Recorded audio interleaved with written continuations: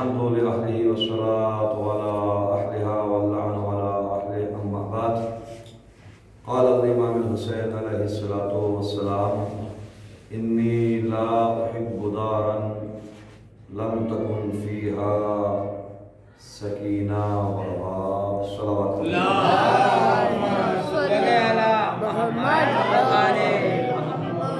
سب سے پہلے میں آج بروز ولادت جناب سکینہ آپ حضرات کو مبارکباد پیش کرتا ہوں اور آپ کی جانب سے اور اپنی جانب سے خدمت امام زمانہ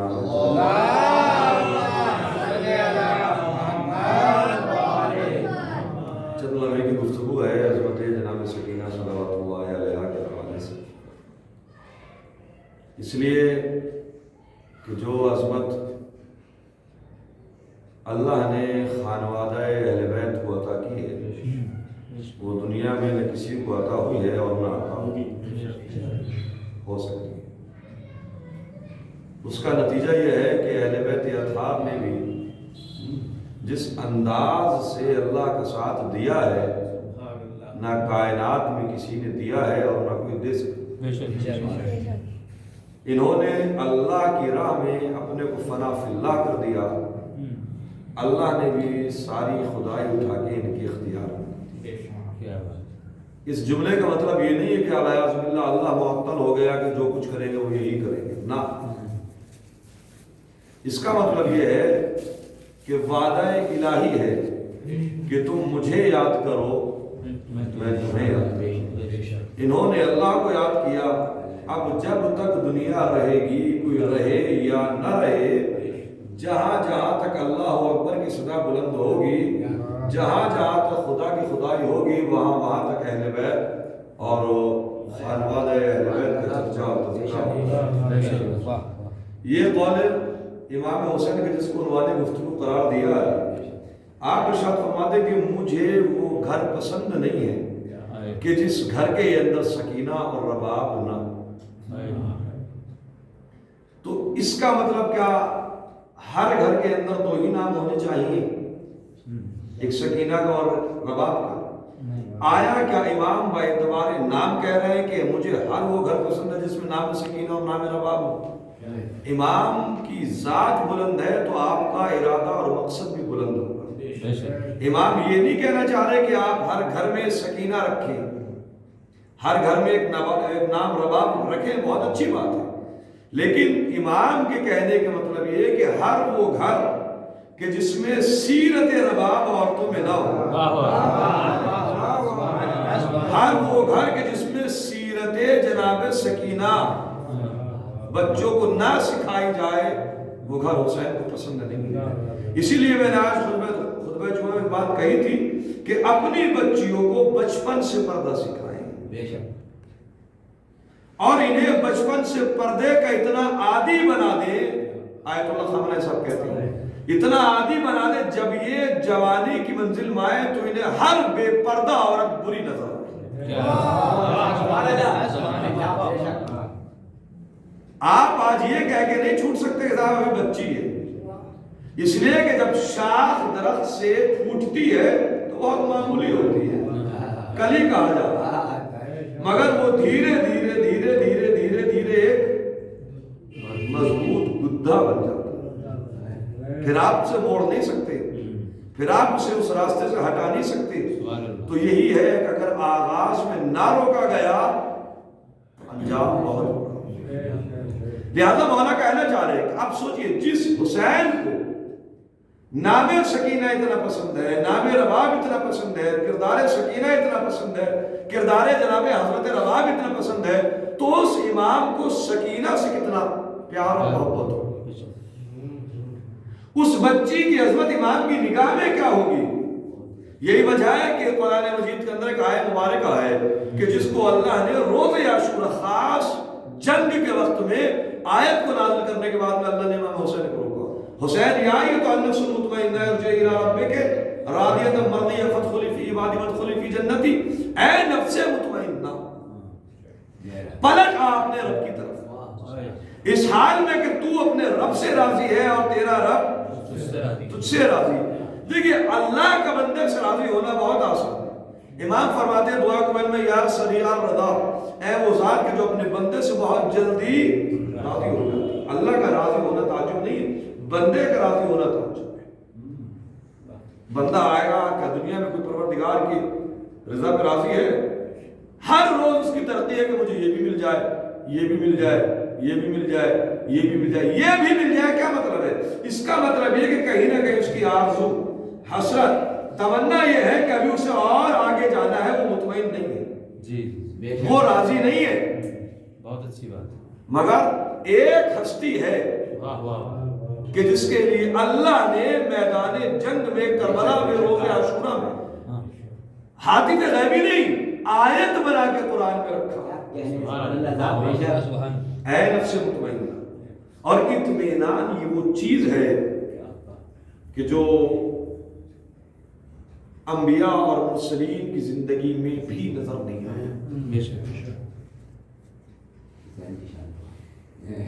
آپ سوچیں، سارے انبیاء میں، سارے رسولوں میں ہمارے نبی کے بعد جس رسول اور نبی کا مرتبہ ہے وہ ہے جناب ابراہیم۔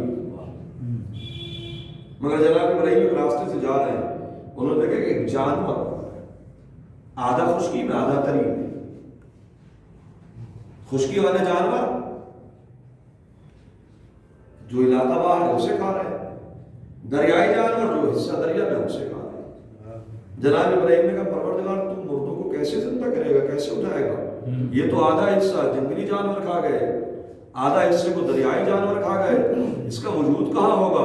اللہ نے کہا ابراہیم اولم تؤمن، ایمان ہے؟ تو کہا بھلا ایمان تو ہے، ولکن لیطمئن قلبی، اطمینان قلب چاہتا ہوں۔ اس کا مطلب یہ کہ اطمینان نہیں تھا،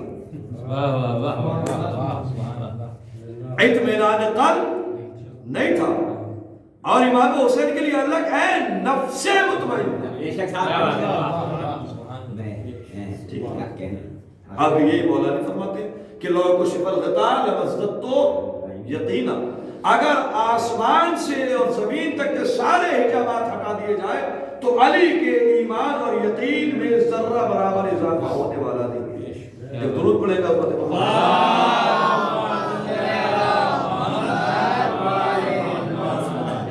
لہذا انبیاء میں، رسولوں میں جو سب سے بڑے رسول ہیں ہمارے نبی کے بعد، جنہیں جد الانبیاء، شیخ الانبیاء، ابو الانبیاء، معمار کعبہ ہے، ابراہیم خلیل خدا ہے، خلیل اللہ ہے، اللہ کے دوست ہے، ان کے یہاں بھی اطمینان نظر نہیں آئے۔ کہا پروردگار ولکن لیطمئن قلبی، اطمینان چاہتا۔ اللہ نے امام حسین کے لیے کیا کہا؟ نفس مطمئنہ۔ اب یہاں جو مجھے بات کہنی تھی وہ یہ ہے کہ کائنات کے اندر جو چیز انبیاء اور رسولوں کی زندگی میں نہیں ہے وہ امام حسین کی زندگی میں ہے۔ اطمینان کسے کہتے ہیں؟ سکون۔ بے شک مولانا الحمدللہ بہت اطمینان کی زندگی گزر رہی ہے، بہت چین کی زندگی ہے، بہت سکون کی زندگی ہے، ہم آرام سے ہماری زندگی چل رہی ہے، ٹھیک ہے۔ اب آئیے آج کے دن جس مولودہ کی ولادت ہے اس کا نام کیا ہے؟ فاطمہ۔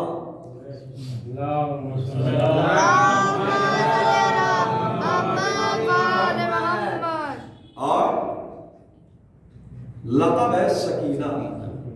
سکینہ کیوں کہتے ہیں؟ اس لیے کہ امام حسین جب اس بچی کو اپنے سینے پہ لٹاتے تھے تو آپ کو سکون ملتا تھا۔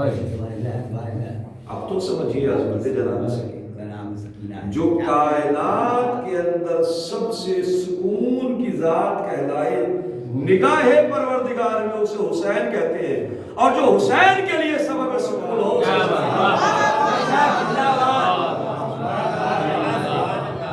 ایک اور صلوات پڑھے گا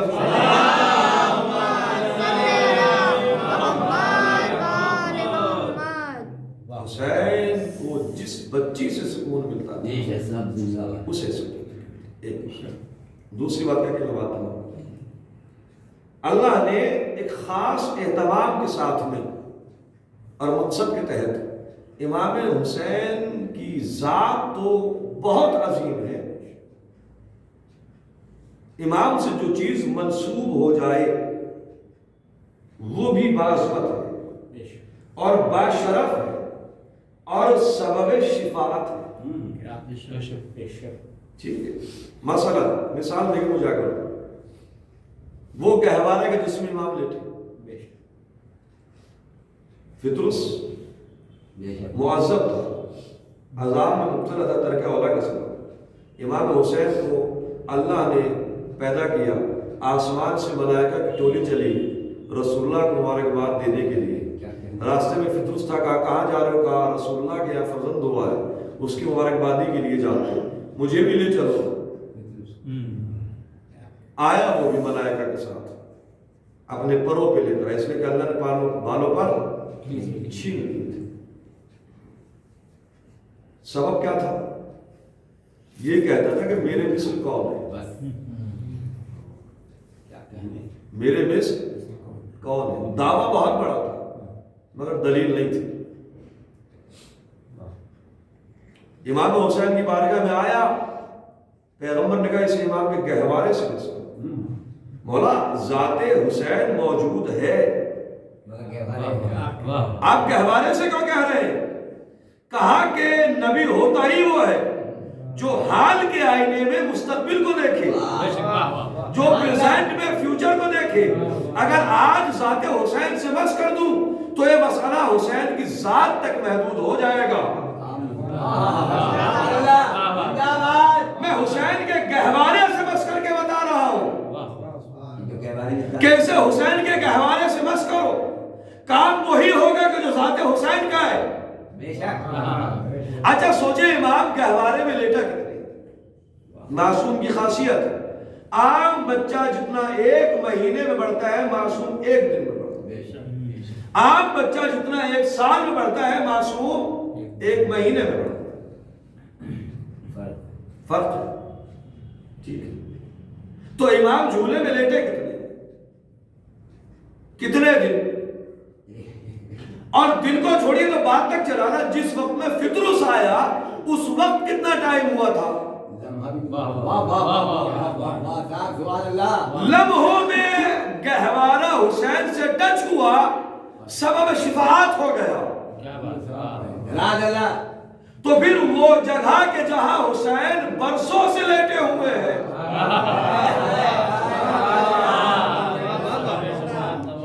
اگر وہ ذات، اگر اس کا مرقد، اگر اس کا روزہ، اگر اس کے روزے کی مٹی خاک نہیں خاک شفا نہ کہلائے تو کیا کہلائے؟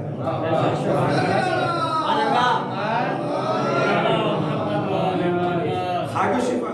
اچھا ایک بات اور سنیے، خاک شفا ماشاءاللہ افراد آج کے ٹائم میں تو بہت دنیا نے ترقی کر رہی اور میڈیکل لائن بھی روز بروز ترقی کر رہی ہے۔ امام حسین کی خاک شفا ہے، ٹھیک ہے، اور جو آج میڈیکل بیٹھا ہے کھولے ہوئے انسان، یہ جو لوگ میڈیکل پہ کام کر رہے ہیں وہ کس لیے؟ وہ لوگوں کو مارنے کے لیے، شفا کے لیے کام کر رہے ہیں، بیماری سے چھٹکارے کے لیے کام کر رہے ہیں، انسان کی صحت کے لیے کام کر رہے ہیں نا۔ آج آپ مجھے بتائیے دنیا کا جب میڈیکل ترقی کرنے کے بعد میں بنایا تو کتنے سال تک کی دوائی بناتا ہے؟ ہمارے ڈاکٹر صاحب ہیں، ہمارے بھائی پیچھے میڈیکل لائن سے بیٹھے ہوئے ہیں، اس کی ایک ڈیٹ مینوفیکچر ہوتی ہے، ایک ایکسپائر ڈیٹ، 3 سال 2 سال 5 سال مان لو، 10 سال مانے لیتا ہوں، آپ مجھے 20 50 100 سال بھی مان لوں گا، مگر ابھی تک ہے نہیں کہ جو 100 سال بعد ایکسپائر ہو، مگر مانے لیتا ہوں۔ بہت زیادہ ترقی کرنے کے بعد میں کتنے سال کی دوائی بنائی؟ 10 سال 20 سال 50 سال، اس کے بعد میں وہ دوا ایکسپائر ہو گئی۔ مگر آئیے اللہ نے عظمت امام حسین آگے شفا کی دنیا کو مینوفیکچر ڈیٹ تو معلوم ہے مگر ایکسپائر ڈیٹ نہ معلوم ہے اور نہ ہو سکتی ہے۔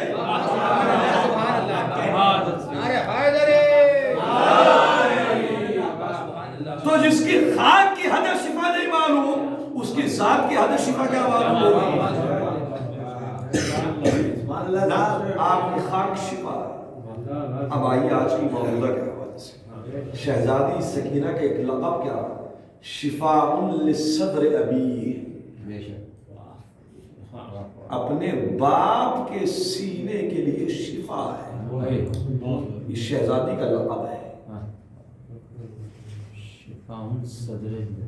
شفاء للصدر ابی، اپنے باپ کے سینے کے لیے شفا ہے۔ ذات سینہ جسم کے ساتھ ہوتا ہے، ذات کے ساتھ ہوتا ہے۔ آج تک دنیا خاک شفا کو نہ سمجھ پائی تو امام حسین کو کیا سمجھے؟ جس کی خاک کائنات کے لیے شفا ہے تو اس کی ذات کو میں کیا کہوں، اس کی ذات کتنے اعلیٰ درجے کی شفا ہوگی۔ تو جو جس کے خاک کی شفا کو انسان نہ سمجھے اس کی ذات کی شفا کو کیا سمجھے گا؟ اور جب اس کی ذات کی شفا کو نہیں سمجھ سکتا تو جو اس حسین کے سینے کے لیے شفا ہو، اس سکینہ کی شفاء للصدر ابی، جو پوری کائنات کے لیے جس کی خاک شفا ہو، ذات نہیں، خاک شفا ہو جس کی پوری کائنات کے لیے، اس ذات کے لیے سکینہ کیا ہے؟ شفا ہے۔ یہ عظمت ہے، یہ منزلت ہے۔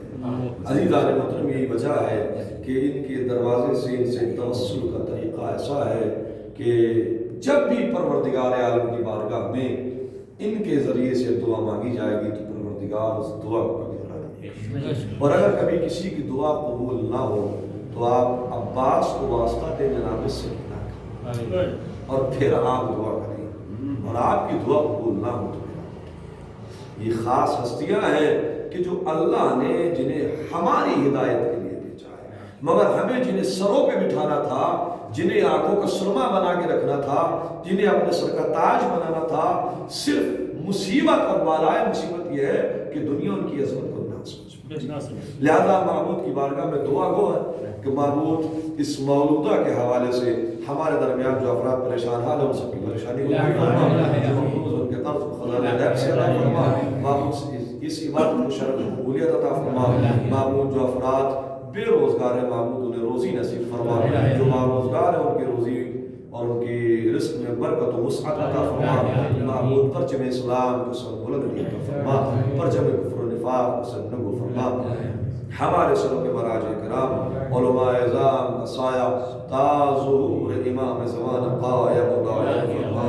معبود دنیا ظلم و جور سے بھر چکی ہے، اس زمین کو عدل و انصاف سے بھرنے کے لیے وارث دین مبین، حامی مظلومین و مستضعفین، آقا امام زمان کے ظہور تمجیل فرما۔